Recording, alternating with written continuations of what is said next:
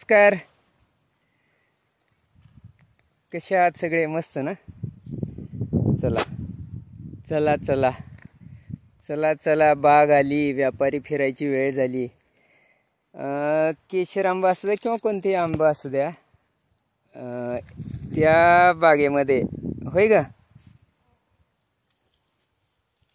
तर मग या वर्षीच्या 2025च्या सीझनमध्ये अजून साधारण 20 दिवसानं बहुतांश बागामध्ये, केशरच्या बागांमध्ये आंबा सुरू होईल. आजची बाजारभावाची परिस्थिती बघितलं तर आज जर थोडंसं व्यापारी धोरण असेल तर शेतकऱ्याला 300 रुपयाच्या पुढे भाव मिळाला काहीच हरकत नाही जागेवर व्यापाऱ्याला, कारण कुणाकडे मालच नाही द्यायला. खरी परिस्थिती अशी आहे. आणि ज्याच्याकडे आहे त्याला जर पैसे करता आले नाही तर मग ह्याच्या पुढे तो कधीच पैसे करू शकत नाही. माझ्याकडे केशरला यावर्षी गेल्या वर्षीच्या बागेत 15 टन माल काढला होता. त्या वर्षी बागेत वर्षी आत्ता सध्याला चालूला काढायला काही माल नाही, वेळ आहे अजून. पण आम्रपाली मात्र खूप फास्ट आलाय बघा. तुम्हाला दाखवतो मी काही फक्त एक झलक दाखवते बघा. ह्या आंबा साधारण 250-300 ग्रॅमच्या आसपास आहे किंवा असं सगळं. मी अजून काही फोटो दाखवतो. हे बघा, हा बघा साधारण आम्रपाली मधलाच आहे. 500 ग्रॅम 600 ग्रॅमच्या आसपास सुद्धा आहे. हे बघा दिसतंय, खूप छान आहे. तुम्हाला दाखवतो. आम्रपाली यावर्षी केशरनं सगळीकडे झटका दिलाय, पण आम्रपाली यावर्षी पैसे करून देणार. दिसतंय खूप, म्हणजे पूर्ण मोबाईल साईज मोठा, छान आहे. आणि आंबे म्हणाल तर असे असतात आम्रपाली, कसे एकदम द्राक्षाच्या घसासारखे बघा, घस लागल्यासारखे आंबे असतात सगळीकडे, फुल टू फॉर्ममध्ये.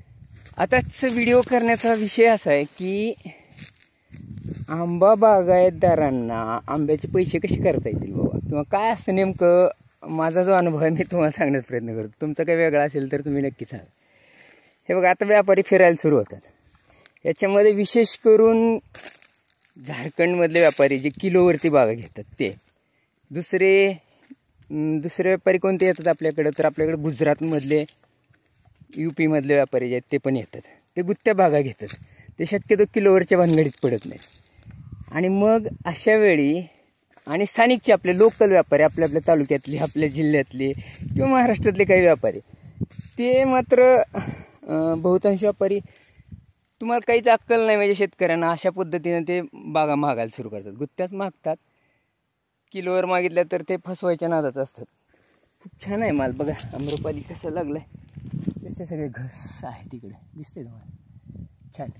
आणि मग ते तुम्हाला सगळ्या शेतकऱ्यांना वेड्यात काढायला नादात.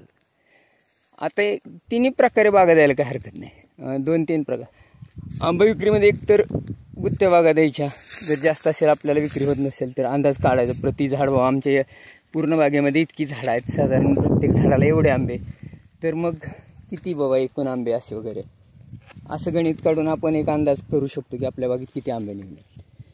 दुसरा विषय असतो तो म्हणजे किलोवरच्या बागा. आता किलोवरच्या बागामध्ये कसं करतात, सुरुवातीचा भाव जो असतो किलोवर घेणाऱ्या बागा ज्या आहेत त्या, जे झारखंडी असतात ते सरळ सांगतात बाबा आम्ही आत्ताचा तोडा आजचा आहे तो 200 रुपये किलो करतो, त्याच्या पुढचा नाही, किंवा पहिले 2 तोडे 200 रुपये करतो, पुढचा नाही माहिती किती भाव त्या वेळेचा असेल ते.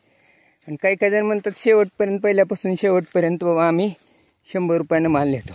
या सगळ्यामध्ये एक गोष्ट लक्षात ठेवा की सुरुवातीच्या मालाला भाव असतो, त्यावेळी जर आपण सरसगट म्हणून जर जास्त प्रमाणामध्ये म्हणजे कमी रेटमध्ये जर आंबा दिला तर मात्र शेवटी ते नेत नाहीत शेवटचा आंबा, आणि मग आपली तिथं फसवणूक होते.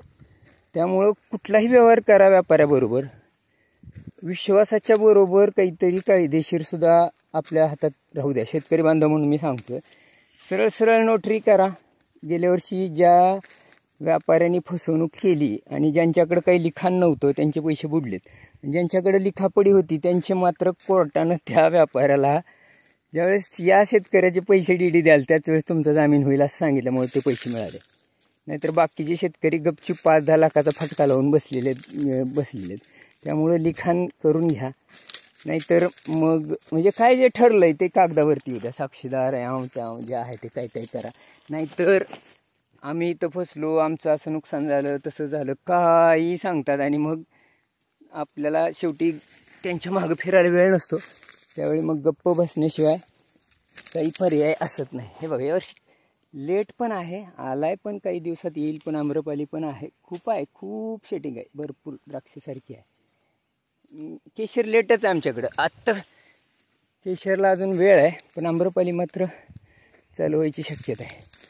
तर कुठल्याही परिस्थितीत आपण इतके सावध, म्हणजे संशयानंच बघा व्यापाऱ्याकडे. व्यापारी हा आपल्याला फसवणारच आहे, हे डोक्यातच ठेवून चला. नाही फसवलं तर तुम्ही नशिबान, पण काहीतरी लाख 2 लाख 4 लाखाला चुना लावून जाणार, त्याच्या डोक्यातच असते, ह्याला कळत नाही.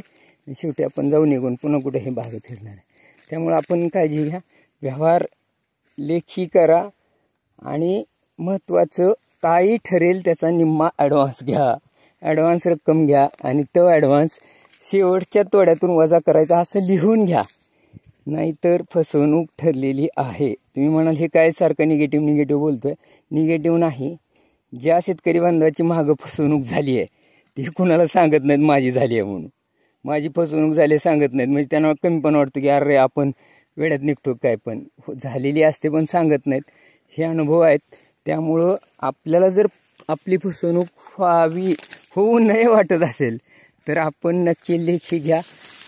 म्हणजे मेजॉरिटीची रक्कम जी आहे ती ॲडव्हान्स घ्या, आणि प्रत्येक तोड्याला त्या दिवशी जेवढा तोडला आहे माल नेताना त्या दिवशीची रक्कम त्याच दिवशी घेतल्याशिवाय गाडी जागेहून हलवू देऊ नका. आमच्यावर विश्वास नाही का, आम्ही आज करतोय का, तुमची अगोदर फसवणूक केली का, काहीही सांगितलं तरी सुद्धा शेतातून गाडी हलायच्या अगोदर पूर्ण रक्कम घ्या, मग गाडी हलवू द्या. नाहीतर तुम्हाला चुना लागला म्हणून समजा पुन्हा व्हिडिओची माझी आठवण करा. सरांनी सांगितलं होतं पण घोटाळा झाला. आहेत आंबे बघा असे. तुमच्याकडे काय परिस्थिती आहे, तुमचं काय नियोजन आहे? हां, अजून एक मुद्दा, स्वतः आंबे विकल्यानंतर फायदा व्यापाऱ्याला देण्याची चौपट होतो. म्हणजे तुम्ही जर ज्यावेळी 100 रुपयाने माल देता त्यावेळी अगदी 400 रुपयानं सुद्धा मार्केटमध्ये तुम्ही स्वतः विकणार असाल तर तुम्हाला फायदा होऊ शकतो. त्यामुळं तसं पण नियोजन करा. बॉक्स छान क्वालिटीचे घेऊन तुमचे सोशल मीडिया आणि संपर्कातले ग्राहक बघून तुम्ही त्यांना आंबे आपल्या ब्रँडनं विकू शकताय. कशी तयारी करायची बघा, 2-4 पर्याय आहेत. आपल्याकडे काय परिस्थिती आहे, आपण काय नियोजन केलं आहे, काय वाटत असेल तर कमेंट नक्की करा. आंबा फुगवणीचा काळ आहे. ज्यांचे आंबे 8-15 दिवसात येतील, 3 आठवड्याच्यात असं वाटतंय, तरी 0050चा डोस द्या, 05234चा डोस द्या. स्प्रे करा किंवा ड्रिपमधून सोडा. आंब्याला चांगला कलर पण येईल आणि आंब्याची फुगवण पण छान होईल, वजन वाढेल. त्यामुळे आपला फायदा नक्की होईल. तुमच्याकडे काय परिस्थिती नक्की कळवा. आज इथंच थांबूया. राम राम, नमस्कार.